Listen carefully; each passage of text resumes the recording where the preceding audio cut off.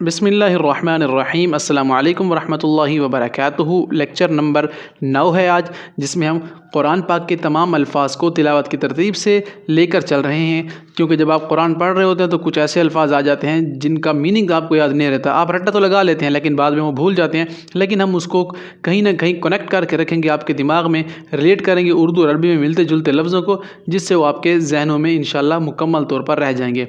तो इस सीरीज़ को ज़रूर ज्वाइन करें। अगर आप नए हैं तो चैनल को सब्सक्राइब कर दें, वीडियो को लाइक ज़रूर करें और फिर जुड़ जाएं हमारे इस सीरीज़ के साथ।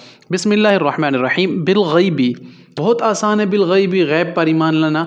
ठीक है, हम गैब पर ईमान लाए, यानी अल्लाह को हमने देखा नहीं है, रसूलुल्लाह सल्लल्लाहु अलैहि वसल्लम को नहीं देखा, उनकी तालीमात पर ईमान लाए हम, यानी कि हम गैब पर ईमान लाए। तो अल्लज़ीना युमिनूना बिलगैब, वो लोग जो ईमान लाते हैं गैब पर, व युक़ीमूनस्सलाता व मिम्मा रज़क़नाहुम युनफ़िक़ून, और नमाज कायम करते हैं और ज़कात अदा करते हैं। तो गैब पर ईमान लाने वाले ये लोग हैं। तो गैब का मतलब गैब पर ही। रज़क़नाहुम, इसका मतलब है हमने उनको दिया।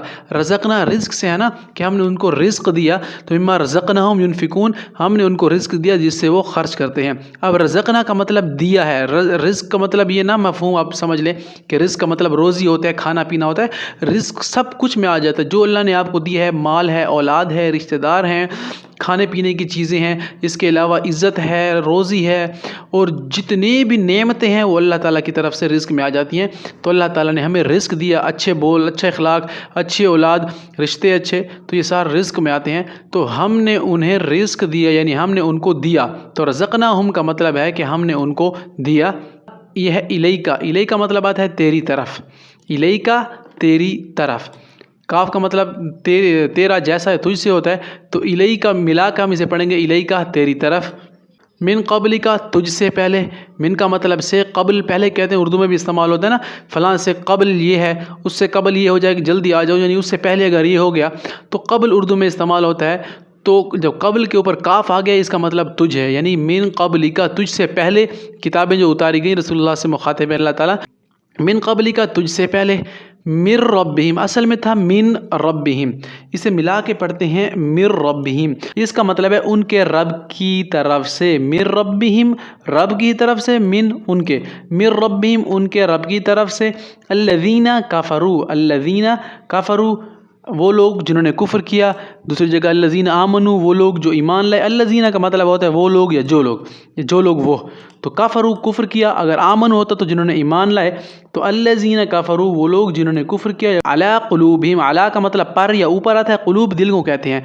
क़ुलूबिहिम व अबसारिहिम, तो क़ल्ब से निकला है ना, क़ल्बी बसीरत फ़लाँ की अच्छी है, क़ल्ब दिल को कहते हैं उर्दू में।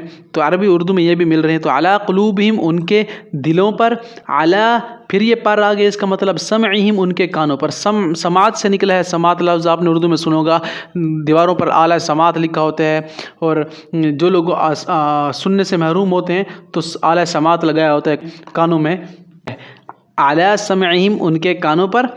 अला अबसारिहिम उनकी आँखों पर। अबसार बसीरत आँखों से है, बसारत कल्बी बसारत उसकी तेज़ है, उसकी बसीरत आँखों की ठीक है, बसीरत से महरूम नहीं है, यानी कि उसकी आँखें काम करती हैं। तो अला अबसारिहिम उनकी आँखों पर। तो ये अल्हम्दुलिल्लाह हमारा ये लेक्चर कंप्लीट हुआ। नेक्स्ट वीडियो में हम लेक्चर नंबर 10 लेकर आएंगे। अगर आपको ये सीरीज़ पसंद आ रही है तो इसे शेयर भी ज़रूर करें और चैनल को सब्सक्राइब करके कमेंट्स में अपनी राय का इज़हार ज़रूर दें। मिलते हैं नेक्स्ट वीडियो में। अस्सलामु अलैकुम वरहमतुल्लाहि वबरकातुहू।